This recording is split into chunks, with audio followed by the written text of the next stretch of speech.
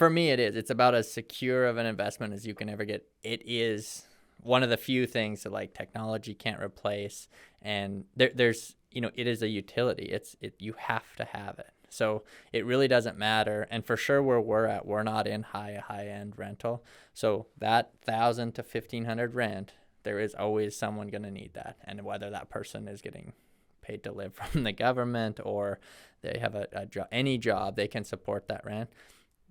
To me, that never goes away. And the only thing that happens is the replacement cost of that building goes up every year drastically with inflation and all these other things, and that property stays there. And so it is about as recession proof. If you want to go back and look at all the major recessions we've had, the default rate on apartment buildings versus single family housing or any other housing, it's always there.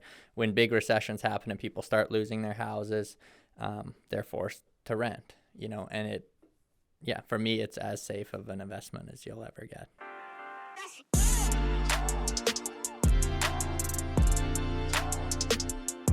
So today's episode is going to be just a solo episode.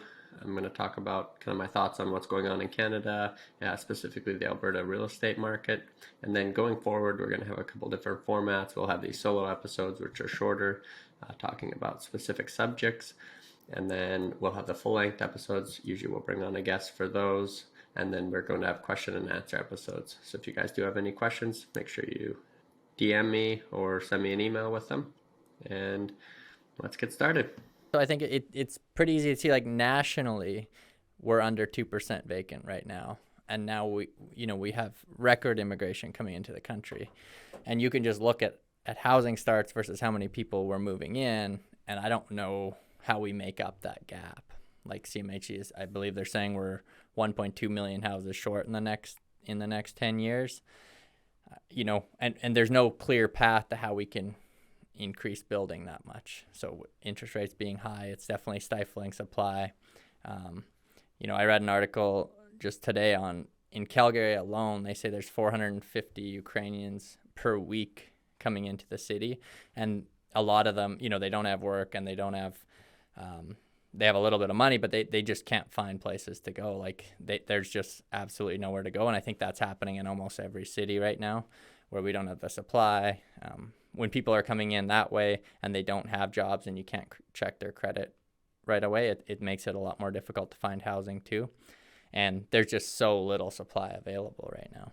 If they cut all the red tape and made permitting a lot quicker, that would help. But, even if they start building an apartment building today, it's not like it comes on in 3 months. It's probably 2 years till it gets built. And you still, and they are building them. It's not like they stopped building them. We're just so far behind. But the target for immigration every year is getting bigger and bigger. So it's like, I don't know how we ever make up that difference. They're talking about doing stuff where we bring in more, on the immigrant side, it's more skilled trades like builders and things like that. That might help a little bit on the human capital side, but you still need the materials, you need the land, you need the money. It's a lot tougher to finance deals today than it was a year ago with interest rates as high as they are, and it's a little bit uncertain on that front. As far as prices, Alberta doesn't have a cap on rent increases. So we've seen Calgary always gets affected before Edmonton because they have a lot less supply. So in the last year, their rents have went up 25%. I believe Edmonton's about 7%. And I do think we'll see that get pushed up quite a bit now. And that is just the demand that's pushing that up.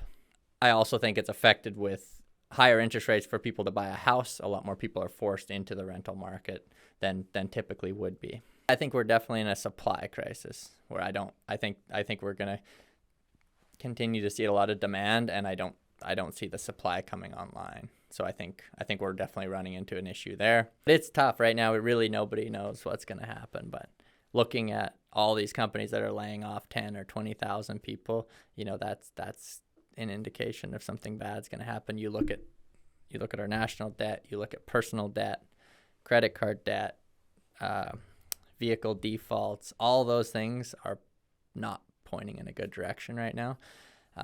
So I would, say there's a recession coming. I think Alberta's pretty insulated from that. I think we'll be one of the few places that weathers it really well. We have the energy industry, And we're just, I mean, we're paying off our provincial debt. We'll be in a good spot on the debt side. We have, we have a crazy amount of jobs here right now, a very high work participation rate.